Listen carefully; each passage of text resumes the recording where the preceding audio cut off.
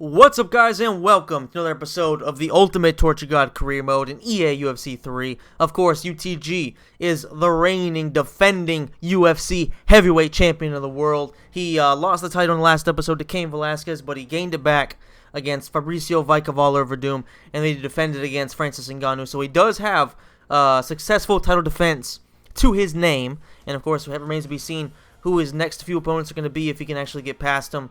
And if he can actually get to that GOAT status, because he is well on his way. And it's Alistair Overeem, a guy who is pretty well-rounded. As you can see, 93 grappling. Mostly that's going to be in the clinch, but his striking is excellent. Good thing is, though, his health and his stamina are pretty low. So UTG can technically exploit that.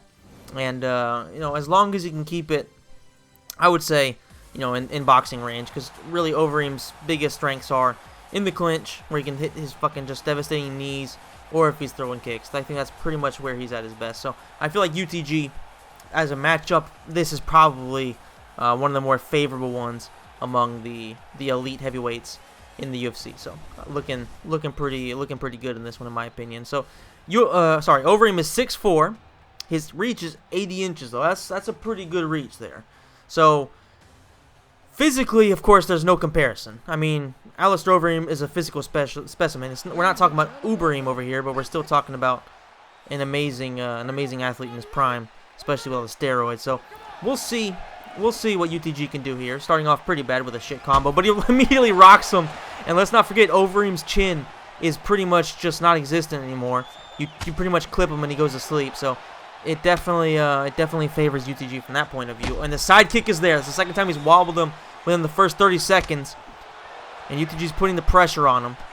We know Overeem doesn't do particularly well under pressure. He's more of a pressure fighter himself.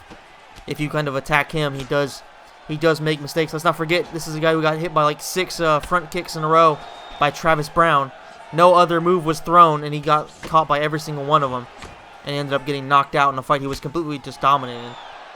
So UTG definitely knows he can beat this guy. He's rocking him early.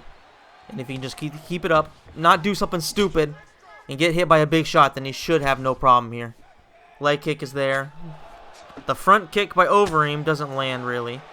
And UTG lands one of his little Sparta kicks. I do actually like that move a lot. It's really fun. If he doesn't land, then, it's a problem, because they just kind of stand there and don't really move at all. But if you push him backwards, then it does open up a few good shots. And for a guy like UTG, who, for the most part, wants to avoid the ground, like of course he gets taken out when I say it, it's pretty useful for him to have that push kick. So always something that's interesting to see. Now, one thing to take into consideration with Overeem is that he does have pretty good ground and pound, and he does have a really good guillotine. So potentially that could be an issue, but we've seen UTG get out of the head kick. We've seen UTG get out of submissions from Fabricio Verdum, so not too worried about it. But here we go. This is where Overeem's at his best, in the clinch. The knee is there, and UTG is stumbling a little bit, but he recovers very, very well. His chin is very solid. Oof, the spinning kick doesn't quite land. Overeem throws a jumping knee. Overeem's starting to land with some nice shots. The front kick is perfectly placed, and UTG is on Queer Street. But he recovers very well once again. That's probably the best thing about UTG when it comes to defense, that he is just so good at recovering. I think that's one of his perks, actually. So Overeem once again wants to go to that clinch because he knows he's pretty dominant there against just about everybody. And now he hurts UTG's leg too. So Overeem's starting to do a lot of damage to a lot of different parts of his body. But UTG's doing a great job of immediately getting up once he gets taken down. Oh! UTG with the knockout. Whew! Holy shit, man. UTG, man, with that kick, he's just putting people out left, right, and center. And this was a lot more difficult than I would have expected. So UTG to land that shot and to get a flash knockout, that really did actually bail him out, because he was starting to get caught by a lot of big shots. He was getting rocked to different parts of his body. So the knockout was pretty much essential at that point. And luckily he got it. I mean, just look at this. Overeem ducks in, and he gets caught with it. It's just a perfectly placed shot. Look at this. Overeem ducks in. I don't know exactly what he was thinking here.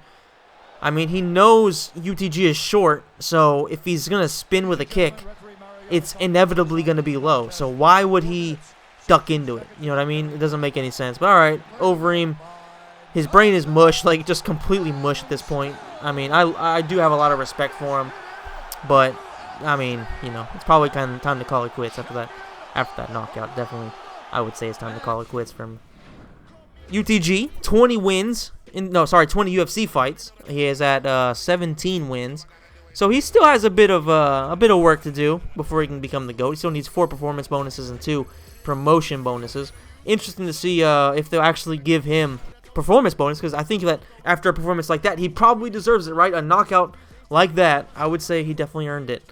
But alright, UFC continues to hate him. Fabricio Verdum is the next opponent that has been offered. Of course, we've already seen UTG knock him out in devastating fashion, so I would say this is once again a favorable matchup for Ultimate Torture God. And I will say that the one annoying thing about fighting in the heavyweight division is that there's such a small amount of actually good fighters, so you end up fighting everybody over and over again. Hey everyone, it's Megan O'Levy, and it's time for your UFC Minute. Ultimate Torture God is on a roll, and he is just putting everybody to sleep, despite having a hard time against a few of them. But we know this guy is going to be on the throne for a long time. Cain Velasquez got lucky. He robbed him, but nobody will ever do that again to the one and only Ultimate Torture God. He does push-ups. He gives fives. He stares in the face of Vi Cavallo. He has no fear. And that dude's going to drop this dick later tonight. That's it for this UFC Minute. I'll enjoy the fights, you dumb motherfuckers. All right, thanks, Megan. And that was a really solid take there from the one and only Megan O'Levy. Yeah, going into this fight, I agree with her, you know. The Ultimate Torture God's looking like he's pretty much untouchable. My brother, who, of course, is a huge fan of Ultimate Torture God now, he despised OGTG, but he's an avid fan of the one and only UTG. So, I mean, it's just, he's basically earning the love and respect of the masses at this point. And I have to agree with Megan O'Levy. He immediately rocks Verdum, who goes to the ground. UTG smart does not go to the ground with Verdum. That's literally the only way he can lose this fight, is if he gets submitted by Verdum. UTG has gotten criticism for not going in for the kill when somebody's on the ground against the fence, and I get that. I do understand that, but UTG has to play it smart. He can't risk, you know, the guy getting up and then tripping him against the fence, something like that. We saw what happened with Cain. That was a problem. So have to be a bit more intelligent when you're taking on grapplers and understand, you know, when's the right time to strike and when's the right time to, you know, just kind of move away. So UTG's doing a good job at that. His fight IQ is actually really high. He's pounding Verdum right now. Oh, he hurts him again. Verdum has no chance here. See, UTG could have dove on him and set himself up for failure, but it's a smart thing to do to kind of let the guy stand up and get into a bad position. Of course, now Verdum is in top mount, not where you want to have a guy like him. And he is going in for a submission, a triangle armbar. That's an interesting... this animation is just pure garbage. Imagine people in real life just kind of struggling like this and sitting there in the same position for an hour or something like that, and just in this awkward way. And Verdum almost has him finished. Is it going to be over? Oh! UTG gets out, and he's actually on backside. Potentially could have mounted his ass, like literally mounted him. And UTG decides to stand up, and he's now doing a lot of damage to the kicks. This is what my man Shepard, he loves to do. He loves the fuck you kicks, because the AI decides to just lay on the floor and just take it. Don't even try to block him. Oh, UTG! 2 in a row with the same knockout.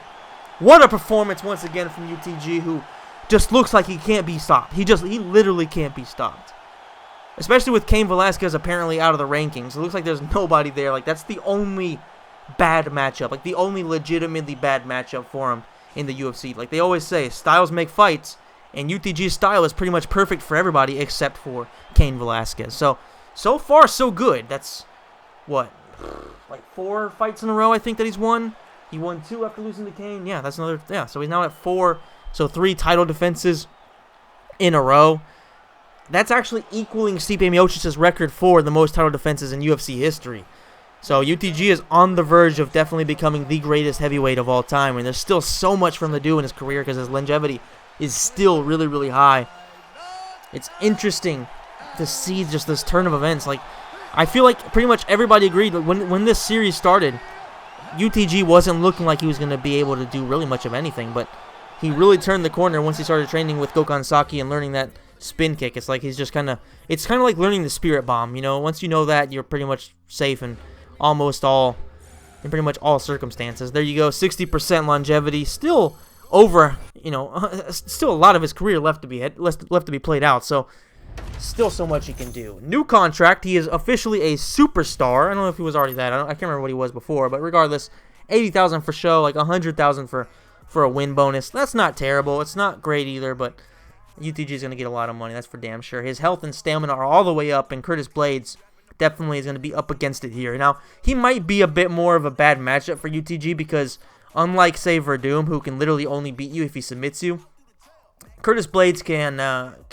crack a little bit, but most importantly, his ground game is going to be more about wrestling as opposed to jiu-jitsu. So UTG might have a bit more of an issue there, but I still feel like he's nowhere near a Cain Velasquez. So shouldn't be too much of a problem, I would say. But regardless, like, the stat difference is pretty huge. It's not very often you see UTG having better stats in literally every category than an opponent. So of course, Blades and guys like that, they're definitely going to be up against it. But the problem is UTG has pretty much knocked out every legit top 5 contender at least once. And except for like Stipe or Cain, he's pretty much knocked out everybody twice. So, you know, starting to get to the point where he has, or I think over him, I think they've only fought once too. So starting to get to the point where he's just recycling the same people over and over and over again. So it's good to see a new face in there, Curtis Blades, and see if this guy can actually do something against the one and only Ultimate Torture God. He starts off very strong, and he's starting off the way I think he should probably do it. He needs to be aggressive, and he needs to be really smart. He gets a takedown immediately and ends up in side control. We saw how devastating this can be when UTG faced off with Cain Velasquez. So did Blades take... Oh, look at the ground and pound too. Did he take a few notes from Cain's book, and he's going to try to implement that style? Definitely possible. I don't think he's going to be able to do too much with it, but he's definitely starting off very, very strong. Have to say, look at the elbows right here. He's actually kind of close to finishing UTG. It looked like, I mean, the ground and pound's been pretty solid here. He's in backside, and UTG is able to roll over to half guard, so a lot safer here. His transition is stopped, and now Blades can go into side control, or side saddle actually, and back to side control. Which I would say, you know, I'd rather be in side control. I mean, sorry, in side saddle than in side control. And there you go. Curtis Blades is looking for an Americana, but UTG is almost. Oh my God! Curtis Blades just barely got through that section right there, and UTG is in deep shit. Going into the 4th out of 5. Oh, he's out. He's out. Can he actually rotate? He does. He sweeps him, and he's in side control himself, and intelligently stands right back up because Blades was definitely a lot more technical and a lot just a lot better than UTG basically in every way on the ground. So, and his ground and pound was doing a lot of damage too. But now he's hurt. UTG goes in for the kill. It's over. UTG with the 5th win in a row, his 4th title defense, making him officially the UFC heavyweight champion with the most consecutive title defenses in history. That is literally history made right there. So UTG, I mean, you could obviously make an argument for other people to be above him as heavyweight champions, but if you look at his resume, I mean, I would say he's definitely the GOAT at this point. He beat Stipe Miocic, who was the guy who had the record. All right, he beat down Junior Dos Santos, I think twice actually, or maybe once or twice. Fought everybody so many times now, it's just kind of hard to remember. So he's beat Junior Dos Santos for sure. He lost to Ngannou once, but he beat him another 2 times. So, you know, that's a pretty big feather in his cap. He beat Verdum twice. He's already beaten Curtis Blades. He beat Ben Rothwell, and I think that's this insane thing. But he's pretty much literally beaten anybody in the top 10 that you could throw at him, except for some of the younger guys. Hopefully we'll see some more young blood come up and see some new fresh matchups. But, you know, I would definitely say he has a very, very solid argument to being the heavyweight GOAT. So hats off to UTG, who made a whopping $1 million for that fight too. So definitely his biggest payday so far. Hope you guys enjoyed the video. If you did, please hit the like button, subscribe to the channel, and hit the notification bell. And let me know in the comments below if you think Ultimate Torture God is already, despite having so much left to do in his career, the greatest heavyweight of all time. Thank you guys so much for watching, and I'll see you in the next video.